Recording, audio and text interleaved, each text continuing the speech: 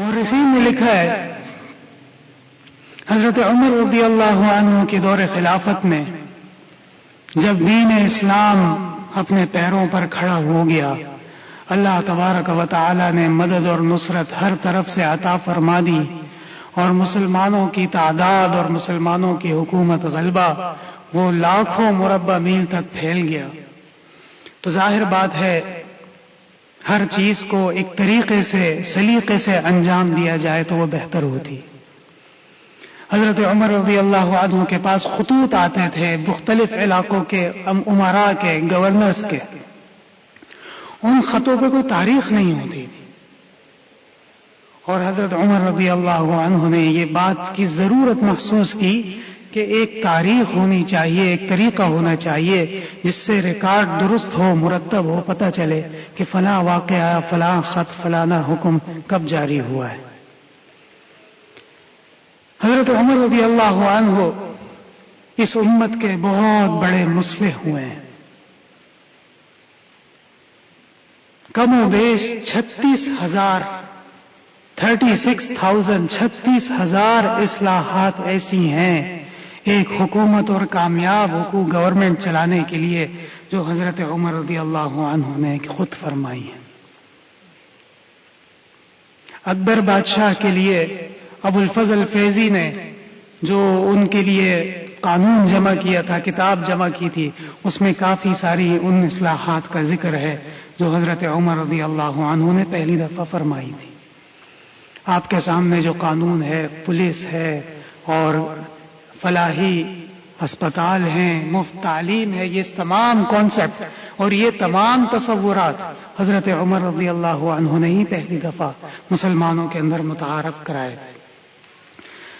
ان کے حضرت کے کارناموں میں سے ایک کارنامہ یہ بھی ہے کہ صحابہ کرام کو جمع فرمایا اور ان سے مشاورت کی کہ ہمارے لیے ایک تاریخ ہونی چاہیے، ایک طریقہ ہونا چاہیے جس کے مطابق ہم اپنے کیلنڈر بنائیں اور ہم اپنے تمام نظام کو مرتب کر سکیں۔ مختلف آراء آئیں، کسی نے کہا جب آپ صلی اللہ علیہ وسلم پر وحی نازل ہوئی اس دن کو تاریخ منا لیا جائے، کسی نے آپ صلی اللہ علیہ وسلم کی ولادت کے بارے میں کہا کہ اس کو تاریخ بنا لیا جائے۔ مختلف آراء آتی رہی۔ غار حرا میں جب قرآن نازل ہوا اس کا بھی ذکر آتا ہے، لیکن حضرت عمر رضی اللہ عنہ جیسی دور رس اور عالمگیر شخصیت، ان کا یہ موقف تھا کہ اللہ تبارک و تعالی نے مسلمانوں کو فتح اور نصرت اور عزت اور بلند مقام سے کب نوازا۔ اس سوال پر صحابہ کرام سوچ میں پڑ گئے اور آخر میں اس بات پر اتفاق ہوا کہ جب پیغمبر صلی اللہ علیہ وسلم اپنے صحابہ کرام کے ساتھ مکہ مکرمہ سے مدینہ منورہ ہجرت کر کے تشریف لے گئے، اس کے بعد جہاد کا حکم نازل ہوا، اس کے بعد اللہ تبارک و تعالی نے مسلمانوں کو غلبہ عطا فرمایا، نصرت عطا فرمائی، مقام عطا فرمایا، فتوحات سے نوازا۔ چنانچہ یہ بالاتفاق فیصلہ ہوا کہ جس دن ہجرت ہوئی ہے اس دن سے اسلامی طریقہ تاریخ اور کیلنڈر کو مرتب کر لیا جائے اور اس کو آگے بڑھایا جائے۔ یہ ہے ہماری تاریخ، یہ ہے ہمارا ورثہ، اس کو ہم بھول گئے ہیں۔ باہر آپ تشریف لے جائیں، نوجوان گھوم رہے ہیں گلی کوچوں میں، پوچھیں ذرا ان سے کہ بھئی یہ ہجری تاریخ کیا ہوتی ہے۔ اگر کسی نے بتا دیا آ کے مجھ سے جرمانہ لے لیں، ایسا کچھ بھی نہیں۔ یہی وجہ ہے کہ ہم اپنی تعلیمات کو چھوڑ چکے ہیں، ہم اپنے دین اور اپنے مذہب سے ناواقف ہوتے جا رہے ہیں۔ اور حقیقت کیا ہے؟ یا ایھا الذین آمنوا لا تتخذوا عدوی وعدوکم اولیاء، اے ایمان والو میرے اور اپنے دشمنوں کو پہچانو اور ان سے دوستیاں اور ان سے گپے شپے لگانے کی کوشش نہ کرو۔ تلقون الیہم بالمودہ، تم ان سے محبتوں کا اظہار کرتے ہو، ان سے خوشامدوں کا اظہار کرتے ہو۔ وقد کفروا بما جاءکم من الحق، حالانکہ وہ تمہارے حق قرآن، حق وحی، حق رسول اور حق اللہ کا انکار کرتے ہیں۔ یہ کیسے ہو سکتا ہے؟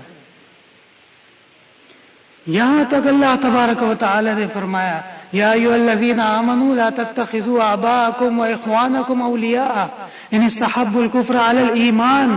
اپنے بھائی اور اپنے باپ جس کے بارے میں قرآن کریم میں آیا ہے ولا تقل لہما اف، ان کو منہ بنا کے منہ چڑھا کے اف تک نہیں بولنا ہے. فرمایا اگر وہ کفر کو ایمان پر ترجیح دیتے ہوں وہ تمہارے دوست اور ساتھی نہیں ہیں، اور تمہیں ان کے ساتھ خوشامدیں کرنے کی اور دوستیاں لگانے کی کوئی ضرورت نہیں. اور یاد رکھیے ہمارا دین اعتدال کا دین ہے. اس دین کے اندر صرف اور صرف یہ حکم نہیں فرمایا کہ یہ غلط آدمی ہے مارو اس کو، اس کی ایسی کی تیسی. یا ایھا الذین آمنوا کونوا قوامین للہ شہداء بالقسط ولا یجرمنکم شنآن قوم علی الا تعدلوا. اے مسلمانوں غور سے سن لو کہ کسی کی دشمنی تمہیں زیادتی پر مجبور نہ کرے. اعدلوا، ہمیشہ عدل سے کام لینا ہے، عدل کو رائج کرنا ہے. ہوا اقرب للتقوی، اور عدل میں ہی کامیابی ہے اور اللہ کی رضا اور تقوی ہے. ان اللہ یأمرکم بالعدل والاحسان وایتاء ذی القربى وینہی عن الفحشاء والمنکر والبغی.